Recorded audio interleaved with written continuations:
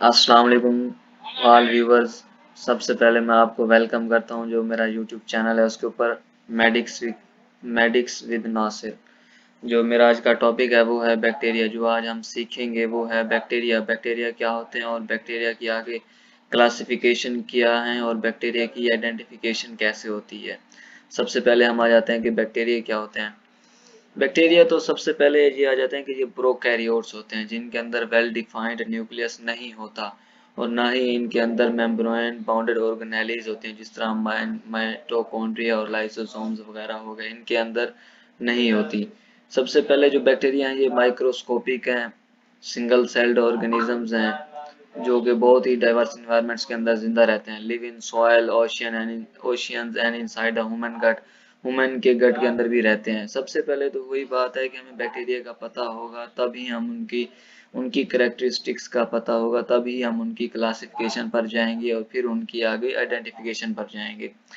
Bacteria जो है harmful भी होते हैं और सम बैक्टीरिया आर यूजफुल।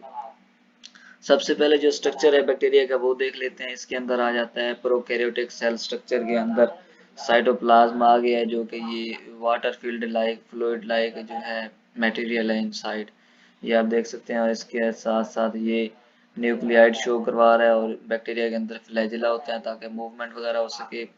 और इसके अंदर राइबोसोम्स होते हैं और इसके अंदर पिलाई होते हैं और इसके अंदर कैप्सूल भी होता है जो कि इसको प्रोटेक्ट करता है अगर इन्वायरमेंटल कुछ चीज़ें आ गई हैं उसकी वजह से, इन्वायरमेंटल फैक्टर या कंडीशंस की वजह से, तो उनको प्रिवेंट करता है ताकि बैक्टीरिया के ऊपर इफेक्ट ना हो। और साइटोप्लाज्मिक मेम्ब्रेन होती है।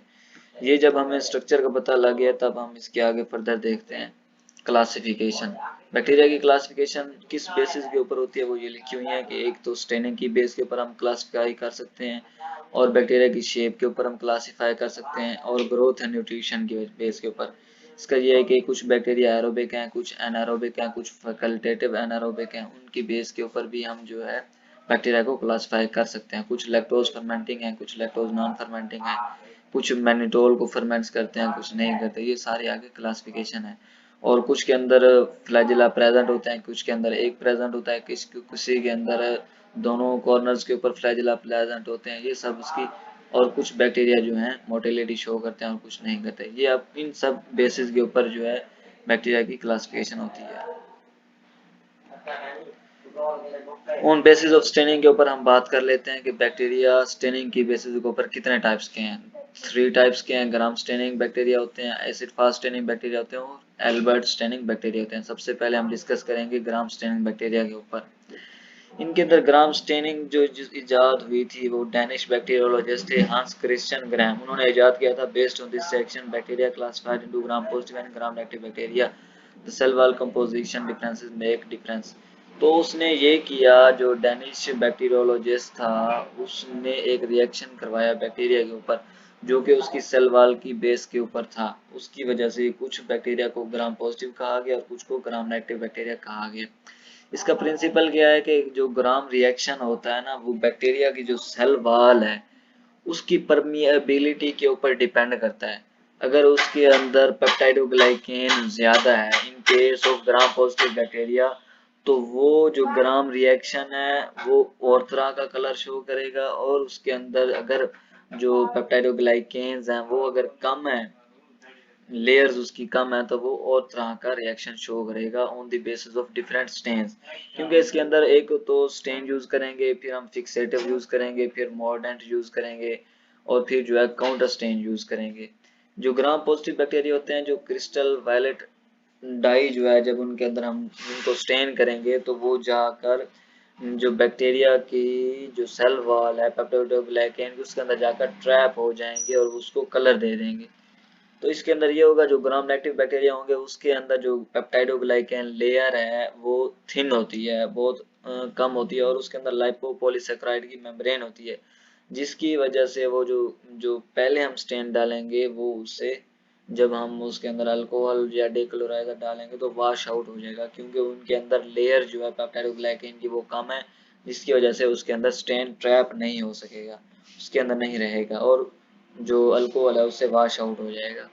तो ये इसका प्रिंसिपल है कि ये जो है सेल वॉल की जो कंपोजिशन है उसके ऊपर बेस करता है ग्राम स्टेन।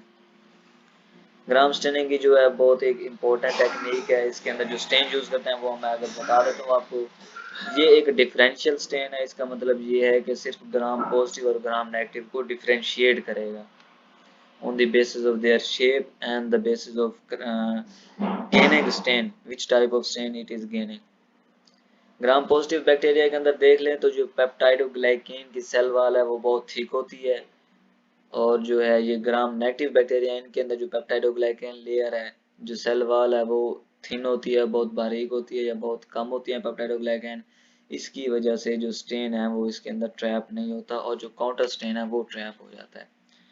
तो ये इनका मेन डिफरेंस है सिर्फ सेल वॉल की डिफरेंस के ऊपर, सेल वॉल की कंपोजिशन जो है। इधर आप देख सकते हैं कि ये जो है gram positive bacterial cell wall कितनी थिक नजर आ रही है आपको, और उसके अंदर पेप्टाइडोग्लाइकेन सेल वॉल है, और जो gram negative bacterial cell wall है इसके अंदर पेप्टाइडोग्लाइकेन बहुत कम है।